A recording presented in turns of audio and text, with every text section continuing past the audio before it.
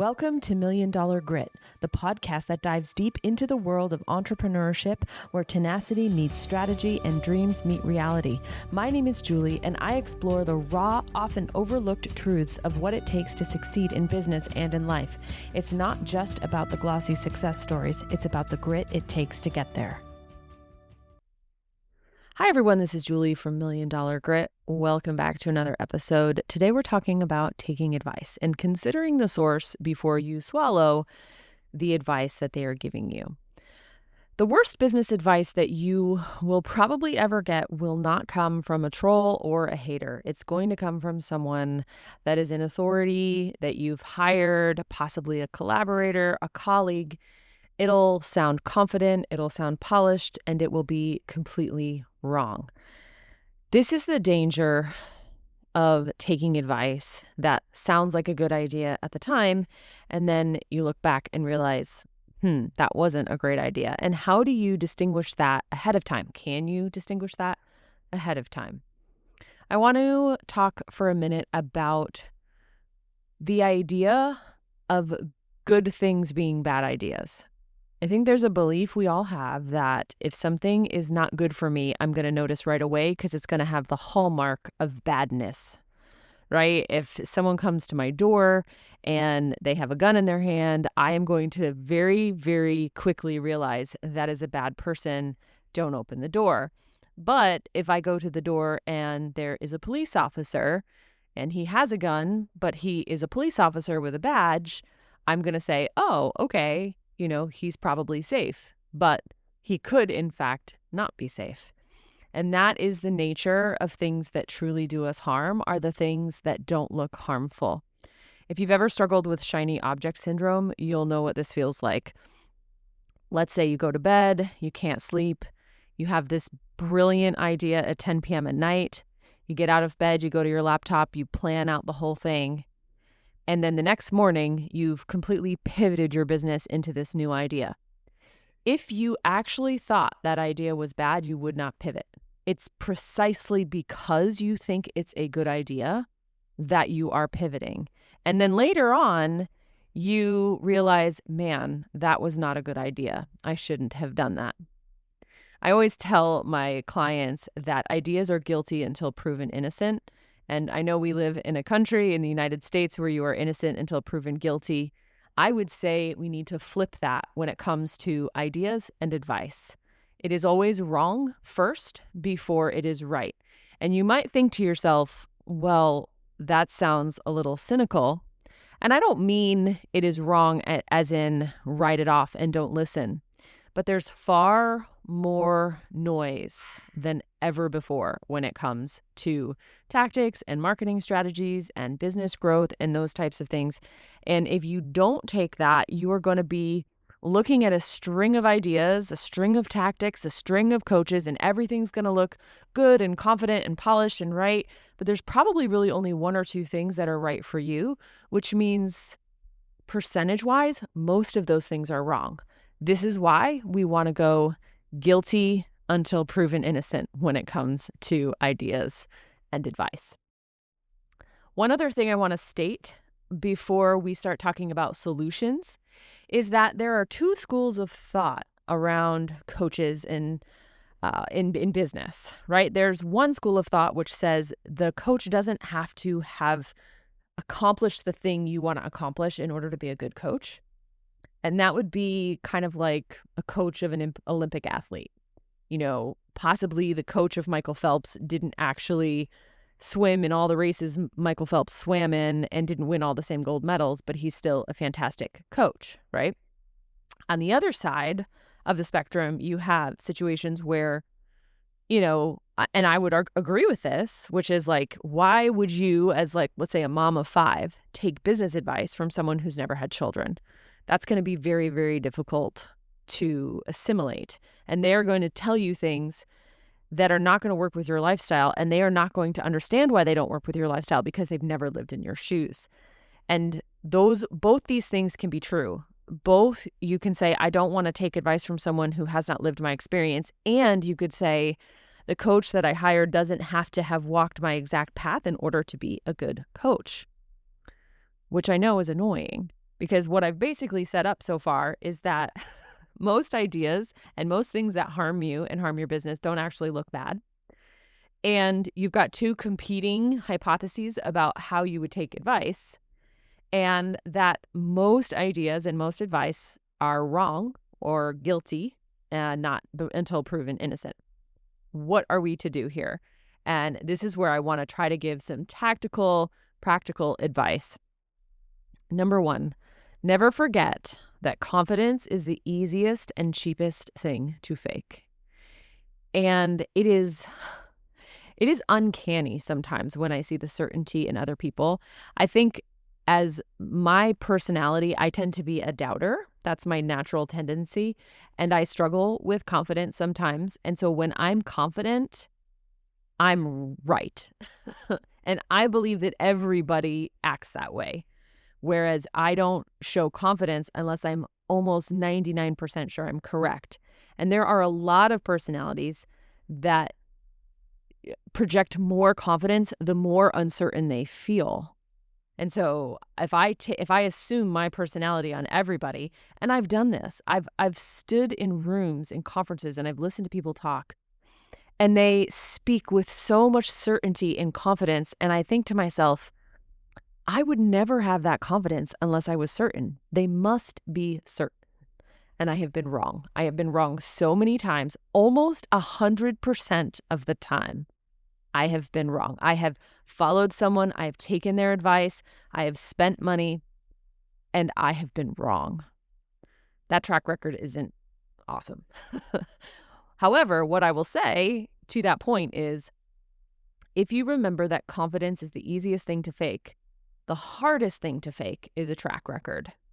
And a track record of consistency, stability, is very, very difficult to fake. If someone has been around the block for the last 10 years, has stayed relatively stable, hasn't switched on you 1,700 times, has been pretty honest, has been the same in person as they are online, has been as transparent as they can be, that is very, very difficult to fake. And that is the signal that you want to look for. Because let's say that you find someone like that and you're like, okay, I'm going to listen to them, but maybe they haven't done exactly what you want to do. But because of all of those other things, you know that they're a trustworthy advisor because they'll tell you when they don't know, or they'll tell you, hey, I'm not sure about this, so let's try this, right? And that is one thing I want to say is confidence is cheap, track record is expensive. And think about that. The second thing that you want to ask is the difference between data and feeling. When advice comes at you from a coach, are they creating a feeling inside of you, or are they presenting you with some sort of data? Data is usually worth a look. It doesn't mean you have to take the advice, but it is worth a look. A feeling with no data is oftentimes some sort of projection. And you do not have to act on projected feelings onto you that are not actually yours. That's usually a sign that that confidence is getting kind of projected onto you to evoke some sort of action. Whereas data that comes with a feeling is very different. Okay, let me give you an example. Let's say that I am working with a client and I am trying to explain to them that the weekly webinar is one of the highest leverage activities they can do. I am very confident in this, and I also have a track record. I have both of these things. I am not going to say this unless I'm very confident that this is in fact a very high leverage activity. If all I do is do that, I'm going to project a feeling. They maybe will be excited, or maybe they'll be resistant, or whatever feeling, right? I'm going to project a feeling. But if I can come with data and I can say, here's this person, here's this person, here's this person, here's my data, now there is more stability behind that confidence. That's that track record we're talking about, and it's going to be worth a look. And so even if you're uncomfortable, it may be a sign to move through. The second thing, or the third thing, I think at this point, that I suggest you do is just create a 24-hour hold. If there's a conversation that you have with a client, not a client, a collaborator or a coach, and it rattles you, just let 24 hours go by. I read somewhere, don't remember where, that emotions, if you don't attach stories to them, last about 90 seconds. I don't know if I believe that, because I've had emotions that lasted way longer than 90 seconds. But the theory goes that an actual emotion, a feeling, anger, sadness, fear, all that, will really only last for a couple minutes unless you attach a story to it. If you attach a story to it, which is most of us do, we have a thought behind it, we catastrophize, we make a judgment, right? If we attach something to it, then that emotion can last for decades if we want to. But the idea is, if you are having a conversation with someone that's activating you and you give it 24 hours, that gives enough time for that initial feeling to sort of settle. And if you can work really hard to not attach too many stories to it, you're going to be way more clear the next day than you will be in that moment. But it's very hard if you're the type of person who wants to take action quickly or wants to take action to avoid feelings. You're going to want to act immediately. Okay. The other thing that I would say when it comes to advice is that competing advice can get very confusing very quickly. Once you have sussed out who is got a good track record versus just confidence, you've had some experience, they've brought data to the table, not just feelings. You have maybe occasionally been activated in conversations, but you let the 24 hours go by. At that point, competing advice can get very, very confusing. And I'm thinking of a client who all of a sudden was in a situation where they were getting lots of financial and legal advice from a lot of different directions. And all of that advice felt very urgent and like, oh my gosh, you better do this, you better do this, you better do this, right? That urgency is always a tell. And in her case, I would say you pick one single advisor that has a track record, that has data, right? That has the right kind of confidence and not just confidence for confidence sake. And take their advice and mute or unfollow everyone else. If you start to collect advice, what's going to happen is you're just going to lose your own read. You're going to lose what is actually yours. If it's just two people, you have your feelings and then you have the other person's feelings, and that can generally be navigated. But if you have your coach's feelings and your feelings, and then you have three other advisors speaking to you, now it's going to be very hard to know what is you and what isn't you.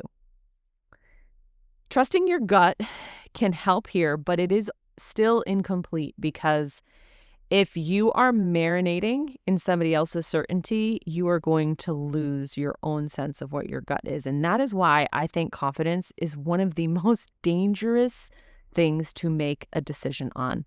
And it's the one thing people use to convince you they're right. Anyway, I hope that was helpful. I hope it gives you some stuff to chew on, and I'll talk to you soon. And there you have it, folks. Another dose of $1 Million Grit. I hope today's episode has left you feeling inspired, equipped, and ready to face your own entrepreneurial journey with resolve. Remember, until next time, embrace the struggle, harness your grit, and keep pushing forward. You're stronger than any challenge you face. I'm Julie, and this has been $1 Million Grit.